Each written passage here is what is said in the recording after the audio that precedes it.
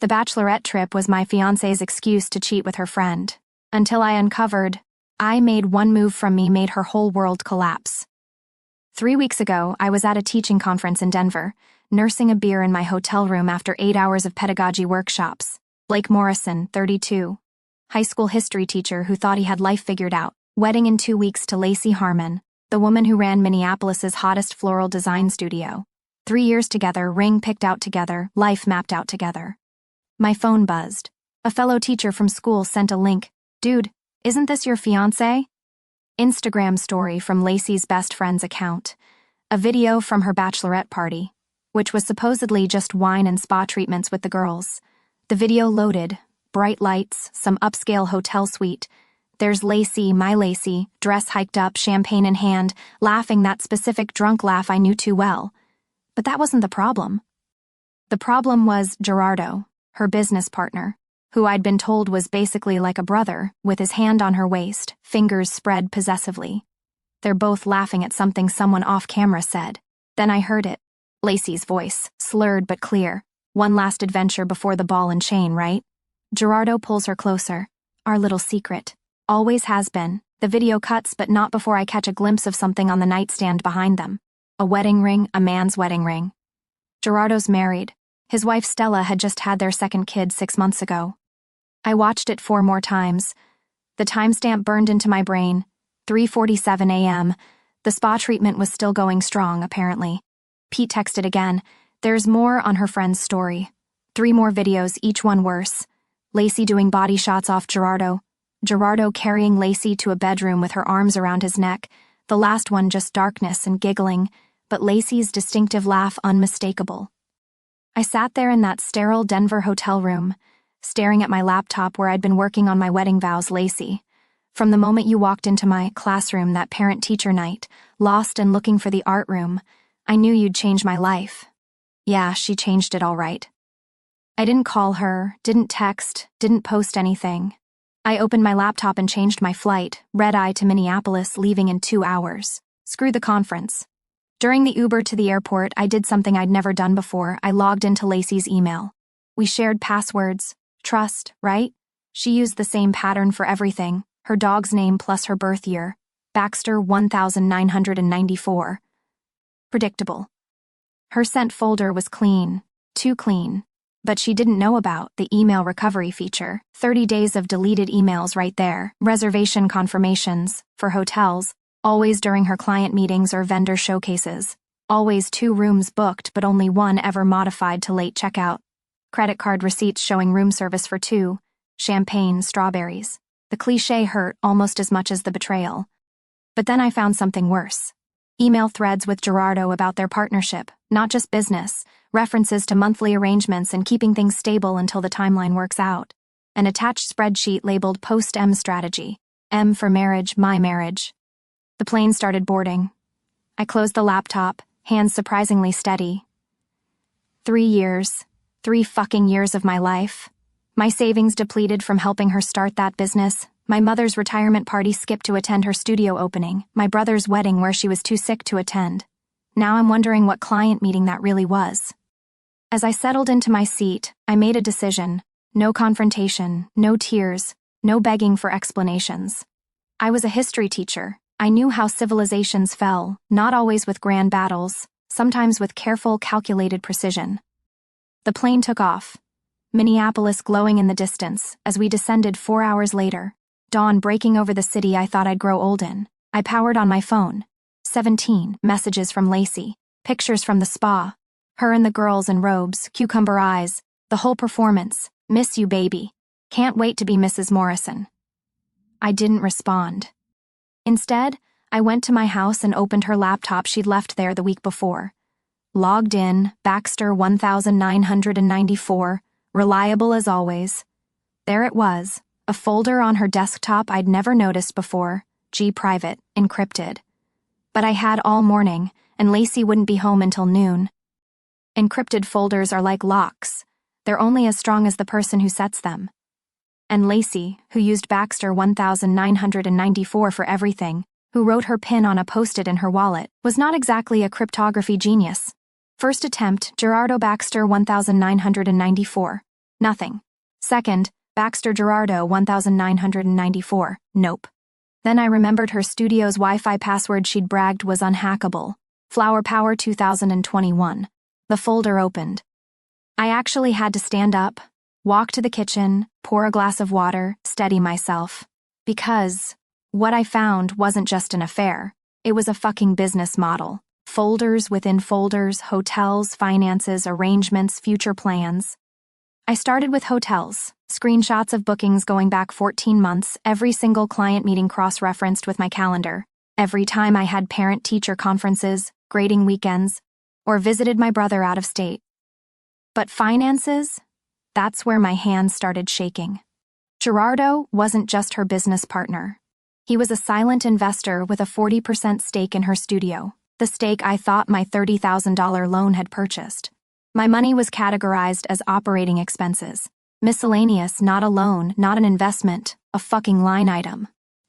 There were Venmo transactions, thousands of dollars back and forth labeled flowers or supplies, but always followed by hotel bookings, payment for play, or similar.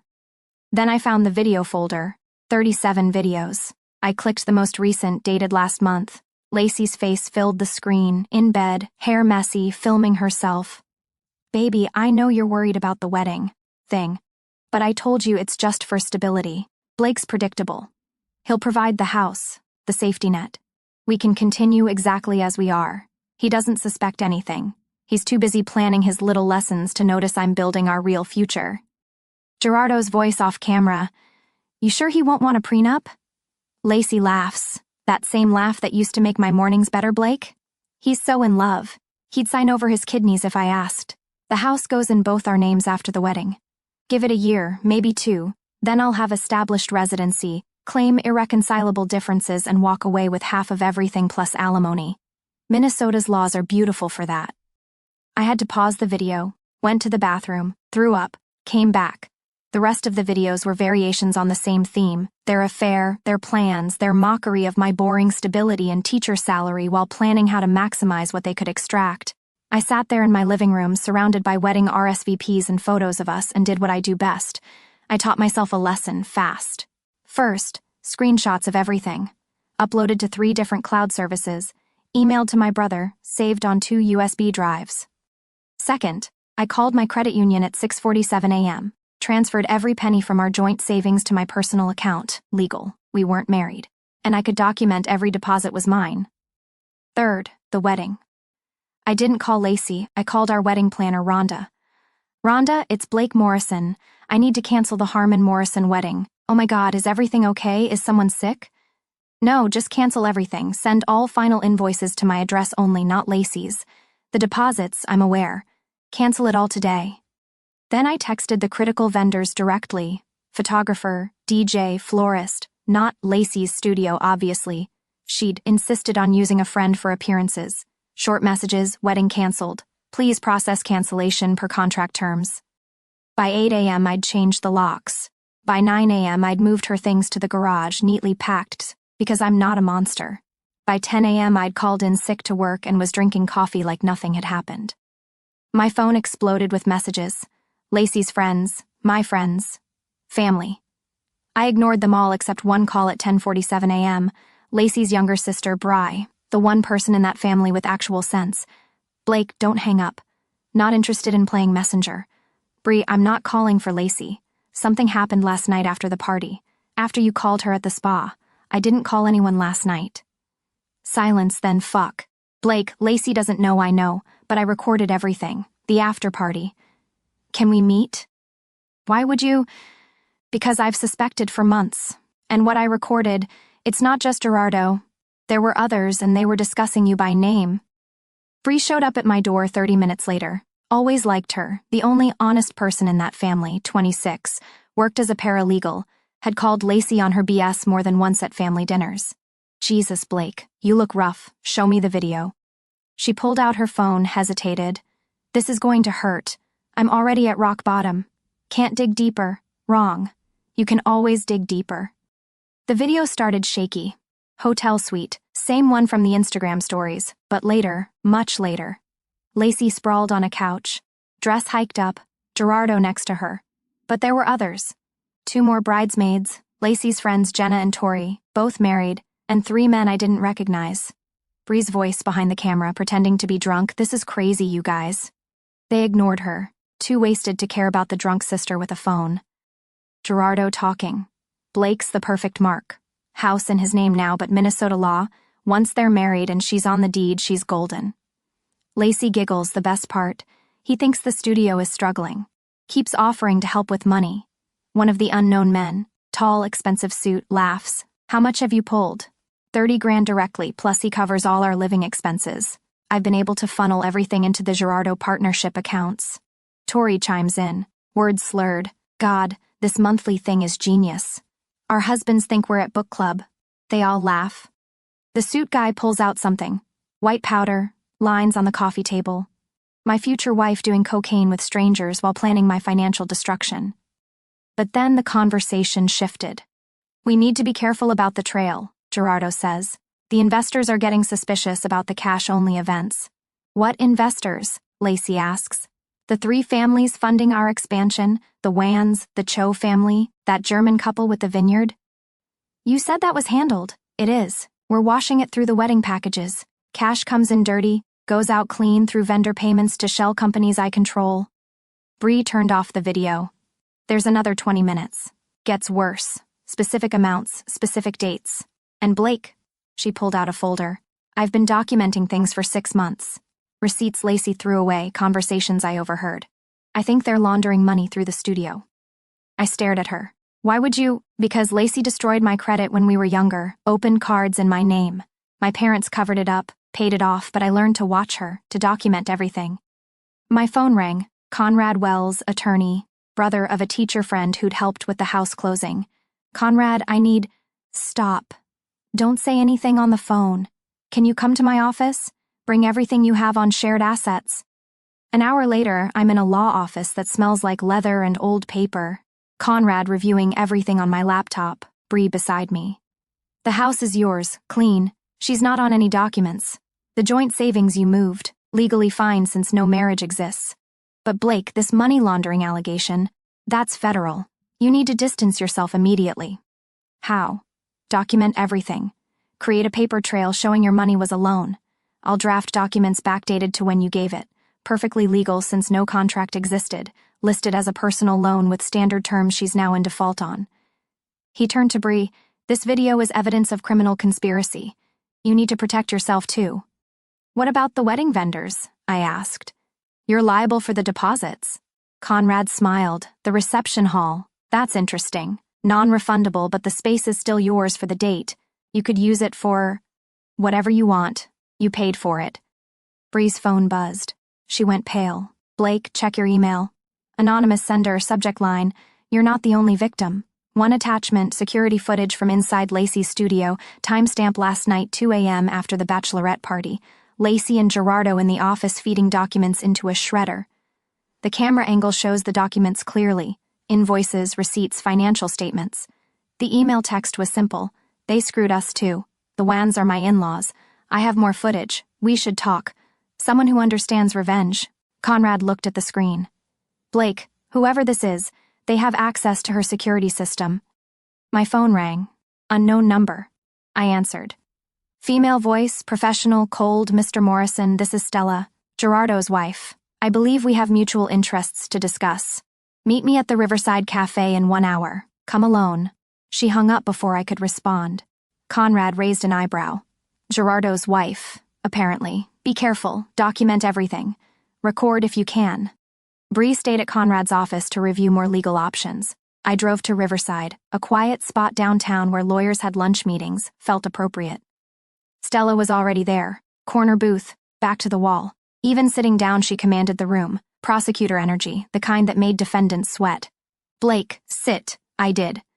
She slid a tablet across the table, security footage from Lacey's studio, but weeks of it, Gerardo entering at odd hours, boxes being moved, cash being counted.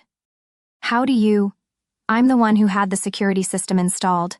Gift to my husband's new business venture. He doesn't know I kept administrator access. She took a sip of coffee. I've known about the affair for 8 months, but that's not why we're here. Then why? Because affairs end. Prison sentences don't. Your fiancé and my husband aren't just sleeping together, they're running a money laundering operation that's about to destroy several prominent families, including mine. She pulled up financial documents on the tablet, the Wans, the Cho family, the Steinbergs with the vineyard, each invested $200,000 in the studio expansion. But the money wasn't going to business development. It was being washed through fake high-end wedding packages. Cash comes in dirty, goes out clean through vendor payments to shell companies Gerardo controls. How long have you known? 3 weeks. Started investigating when our accounts looked off. Gerardo's sloppy when he's cocky, and lately he's been very cocky. She showed me more footage. Gerardo meeting with men I didn't recognize, exchanging envelopes, Lacey counting cash in the back office. Why haven't you gone to the police? I'm a prosecutor, Blake. I know how these cases work. Right now it's circumstantial, but with your evidence, the videos your future sister-in-law took, the documentation of your money being stolen, that's a RICO case. Racketeering, federal charges, 20 years minimum if convicted. The weight of it hit me. This wasn't just betrayal, it was a criminal enterprise. What do you want from me? Everything you have. In exchange, I'll make sure you're protected, your money returned, your reputation intact. And Blake, she leaned forward, I'll make sure they burn. We spent the next hour strategizing. Stella had connections everywhere, FBI, IRS, state attorney's office, but she needed my evidence to make it stick. There's something else, she said. The 3 investor families, they're connected to state politics, the Wans especially. When this breaks, it won't just be criminal charges, it'll be public destruction. My phone buzzed. Lacey finally realized I wasn't answering. Where are you? The wedding planner says you canceled everything. What's going on? I showed Stella. She smiled, cold, calculated. Don't respond yet. Let her panic. Panicked people make mistakes. What's your next move? I've frozen Gerardo's personal accounts. He doesn't know yet. The business accounts need more documentation, but with what you have, by tomorrow those will be frozen too. She stood to leave, then turned back. Your wedding date is in 12 days, right? Was. Keep the venue. Trust me. That afternoon I did something therapeutic. I met with Lacey's father, Harold, at his country club. Retired judge, man who valued reputation above everything.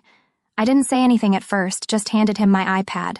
Videos queued up, his daughter doing cocaine, discussing the money laundering, planning to destroy me financially. He watched in silence. His face went from confusion to horror to something I'd never seen, pure shame. How much did she take from you? 30,000 directly, more indirectly. He pulled out his checkbook.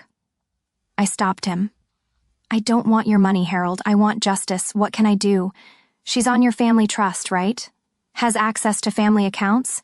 Yes. Remove her today. And Harold, when the FBI comes calling, and they will, cooperate fully. He nodded, aged 10 years and 10 minutes. That evening, back home, I was cataloging more evidence when my doorbell rang. Lacey stood there, mascara smeared, designer dress wrinkled. Baby, what's happening? Why won't you answer? The vendors are all saying, stop. Blake, please, whatever you think happened, we can talk. I know everything, Lacey. Her face changed, the mask slipped. For a second I saw the real her, calculating which lie might work. Then she said something that changed everything. He has a video of you too, Blake, from your bachelor party. You might want to think about that before you do anything stupid. I laughed. Actually laughed right in her face. My bachelor party?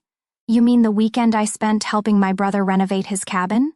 The one where he live-streamed the entire renovation on his YouTube channel? 12 hours of footage of me installing drywall and arguing about paint colors? Her face crumbled. The lie died in her throat. Gerardo said. Gerardo lied, just like you've been lying. But please, tell me more about this fake video. She shifted tactics, tears on command. Blake, I'm sorry, we can work through this. Couples therapy. Get off my property. This is my home too. No, it's not. Never was. Your name's on nothing. Your stuff's in the garage. Take it and go. You can't just... I can. I did. Leave, or I call the police. She stood there calculating. Then her phone rang. She answered, face going white. What do you mean frozen? That's impossible. Check again. Gerardo having a very bad day, apparently. She looked at me. What did you do? Nothing. But your boyfriend's wife. She's been busy. Real fear now, first time I'd ever seen it on her face. Blake, you don't understand. Gerardo's connected to people, dangerous people. If that money doesn't move, then you better run. She left, peeled out in her Audi that I'd been making payments on. Another thing to handle tomorrow. That night I couldn't sleep. Installed new security cameras, changed every password, moved important documents to a safety deposit box. Paranoid maybe, but Lacey's comment about dangerous people stuck with me. 3 a.m. Motion alert on my phone. Someone in my driveway. I watched through the camera app as a man in a hood slashed all 4 tires on my car. Methodical, practiced.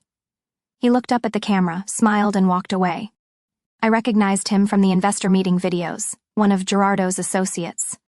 I called Stella immediately. They're escalating, she said. Means we're close. Don't call the police yet, document everything. I need 1 more day. For what? The FBI has been watching them for 6 months. Your evidence is the missing piece. Tomorrow morning, 9 a.m.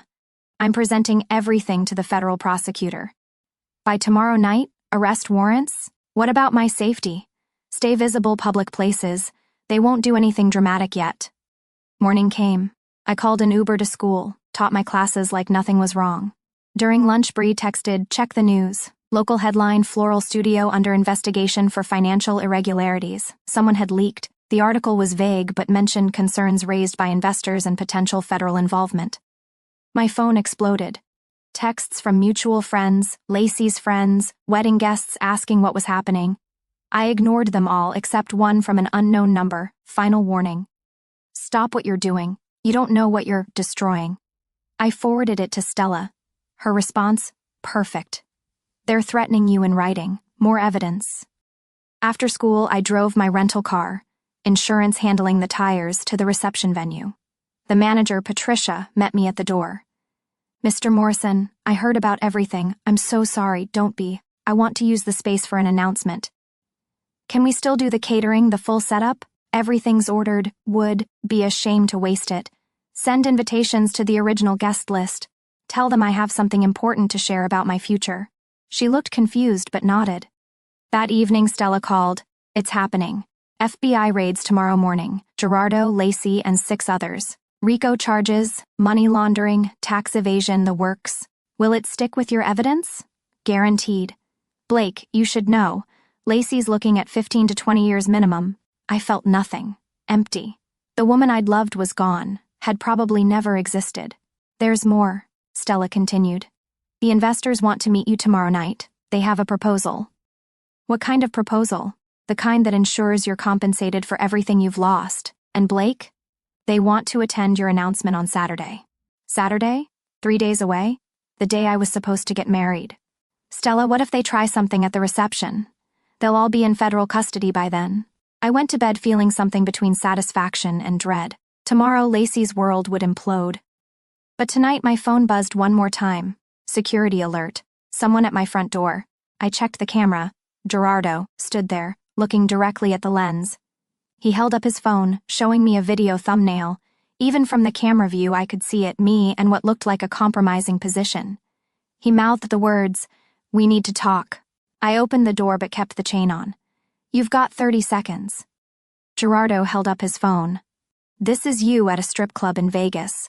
Last year's education conference. Pretty sure the school board wouldn't appreciate." That's Pete, my colleague. Same height, same build, even got the same haircut. But Pete has a tattoo on his neck. Zoom in. He did. His face fell.